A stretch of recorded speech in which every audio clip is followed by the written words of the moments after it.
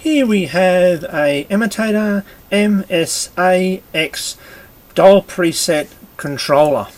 This is one that is going with the 1300. They also use this one for the 502 and I think it was the 1800 they used it on it as well in the AC versions. So yeah, this one has dial preset, so you can dial any part of the compass reading and automatically goes there.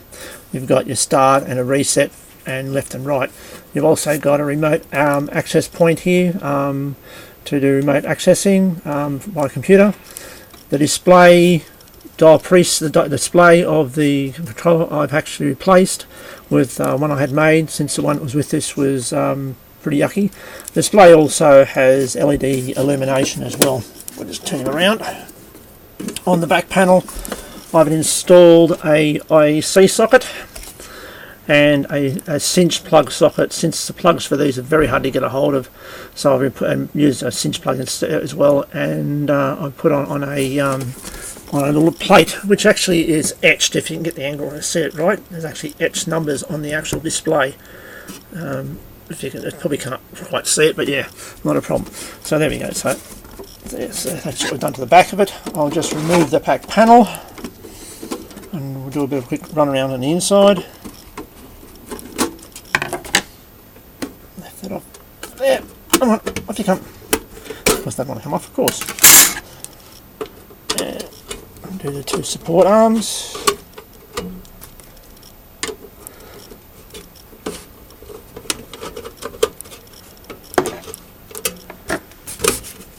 Slide off housing. The main thing you see in this one is we've got an Australian made 100 volt output transformer here. The original one that was in this wasn't in very good condition, even though the rest of it was. It may have been replaced to some time or other, who knows, I don't know what one problem was with it, but I replaced it with Australian made for one which is actually a 240 volt in, 100 volt out, and down here is just a 100 volt one to drive the display, 100 volt with 12 and 8 on the 12, 8 and 8 on the output. And when you go around things, so and you can see I've actually put in some little 10 turn pots here to make the actual dial preset pot more accurate. It works pretty well. Down in here you'll see these are the RF chokes they put on the direction lines to stop crap getting back into the circuitry. The original ones are fairly small and they have a tendency of burning out, mainly because the rotators don't get serviced and the grease goes like toffee and they start drawing way too much current and they just burn themselves out. So I'll replace these with a much heavier version, and right beside that you'll see these are the electronic relays, and basically there we have the power supply for the LEDs.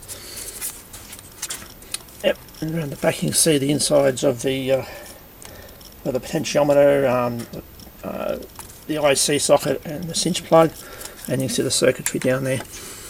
And spin around a bit more and you can see the gearing down inside, belt drive, reasonably quiet, a little motor, servo motor driving it, and we turn around a bit more, maybe you might be able to see the LEDs.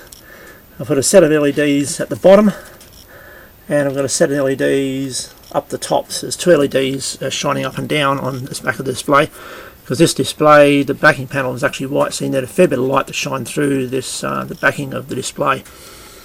There we go. So there's a quick run around of the Emotator MSAX 100 volt output to the Rotator controller. Thank you very much. Catch you later.